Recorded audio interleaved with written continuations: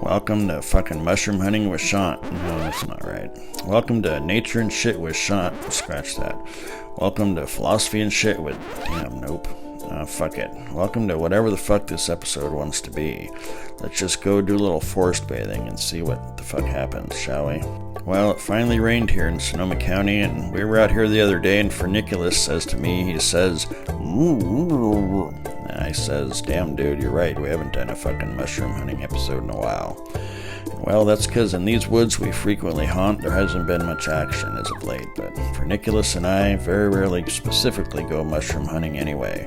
We come out here open and foremost to find solitude, because out in this forest there aren't any assholes. Well, except for this one asshole that's up here, but we know how to deal with it. To a hammer, everything's a fucking nail, and to a toilet seat, everything's shitty and looks like an ass. Like this ass here, in fact. Don't make eye contact, what the fuck? No, I'm just kidding. I didn't shit in there. I just wanted to feel what moss on my butt cheeks feels like, and it feels good. Don't go shitting all over the woods. Don't be a dumbass.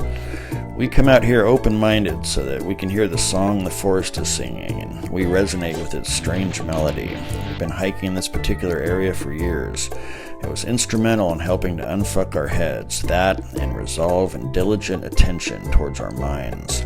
Seeing into the mind and stepping behind thought is fucking difficult. This place acts like a mirror or a sounding board for our own inner workings. The forest is a symphony written upon the inherent emptiness of all things. And it fingers our nervous systems. Not that kind of fingering, I mean like a harp. Don't be gross. Why is that moss growing? Anywho, when we're in civilization, we are, all of us, caught in its web. Doesn't matter if you're the fucking big spider, old spider, new spider, or some unfortunate little bug. You're fucking in it. Out here we can break the web for a time and remember ourselves and who we really are. Which is basically, a couple of dumbasses. But you don't want to be too fucking serious about it. Be lighthearted. If you're not coming at it with any humor, then you're barking up the wrong tree. Unclench your ass. Crack a smile. Wasn't that fun? I know, it wasn't fun. Sorry. Now, let's talk about three major forces of nature we observe. One is growth, or, springtime, birth, action, excitement, etc. The one mostly at play this time of year, though, is winter, entropy, death, decay, mulching, laziness. The song being sung, or the story being told, is of the forest eating itself, reducing its objects, exposing the inherent emptiness of all things, resting, then recycling those particles to burp up and be born again in spring. The third force is the sustaining force. It's the emptiness, which is the canvas upon which existence paints reality. It is awareness without the of. It is the unspeakable, unknown, ineffable. It is the light, the void. It is an immeasurable, wakeful vastness that is the substratum of all things. I spy with my little eye that these fucking trees have eyes too, and that's the same measure of existence that feels like a me in our meat tractor is within this tree, but they don't have the burden of a tiny aperture called mind through which all of reality is trying to spew itself through like a wormhole of explosive quantum diarrhea. We humans typically don't much care for the idea of emptiness. Even nature is said to abhor a vacuum.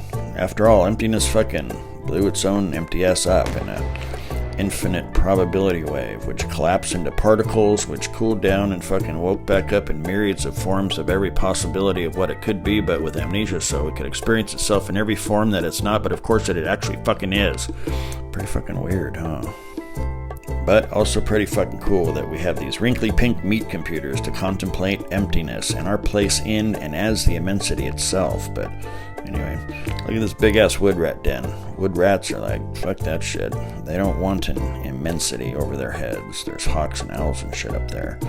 They're in there cowering under their sticks, kind of, like how we sometimes cower under our precious opinions and judgments and decrees of individual existence at the cost of not getting to feel the coldness of space creep down your spine as you look up into infinity, cracking your paradigm so that something extraordinary may shine through.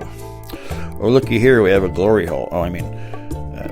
And here we have the glory hole of the infinite void. It's infinite, you see, because it's empty, and so you could fit an endless wang into it for eternity. Although an endless wang seems impractical. You'd have to find a black hole to stick it in. But anyway, You know what they say, if you stare into the void's glory hole will stare back into thee, kind of like that. And if that doesn't freak you out, then... Alright, let's head up the damn hill. I think there's some mushrooms up there. Oh look, it's our first shroom. This one's called a furniculus on account of that shaggy green ferny shit hanging off of them. These are hard to see, they smell like smoke with a hint of skunkiness, and ticks and spiders love eating them. Oh look at that, he's sporing.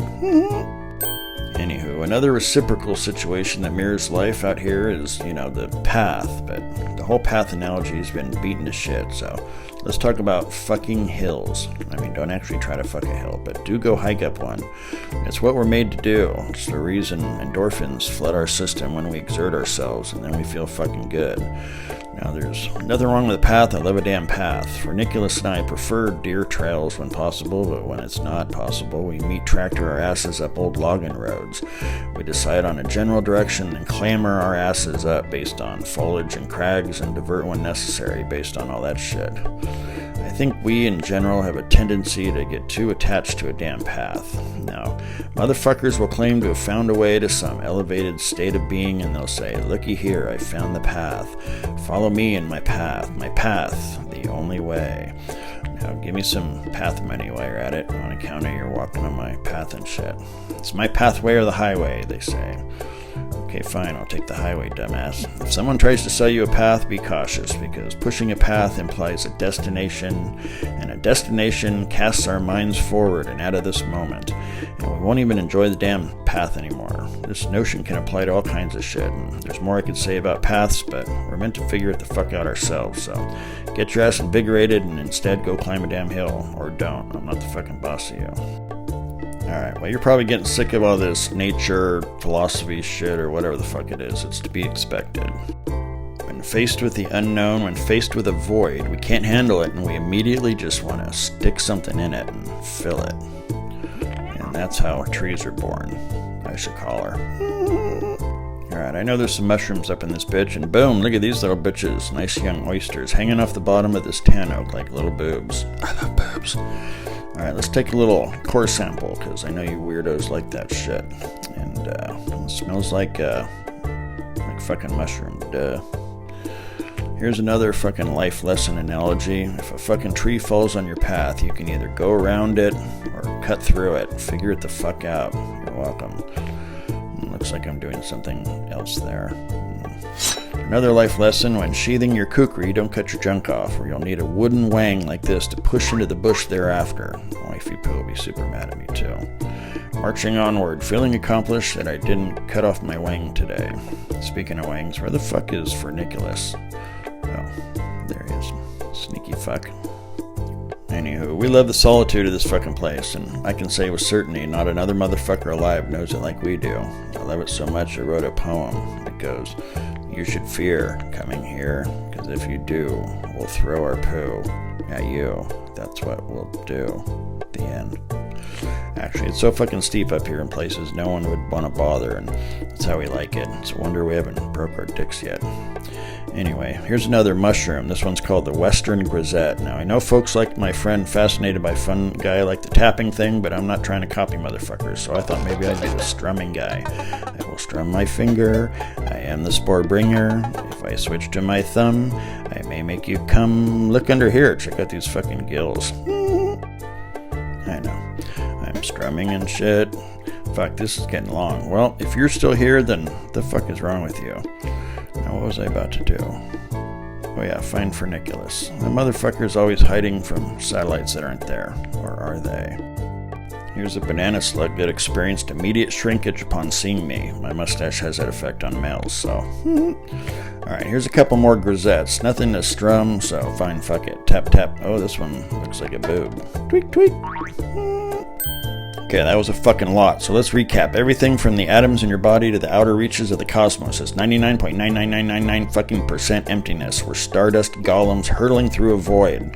So go have a fucking existential crisis if you need to, but that's what's up. And that vast emptiness is somehow awake, and also a tree will eye fuck you. And no, don't break shit open looking for emptiness. The emptiness is fucking existence. It's you. Don't be a dumbass.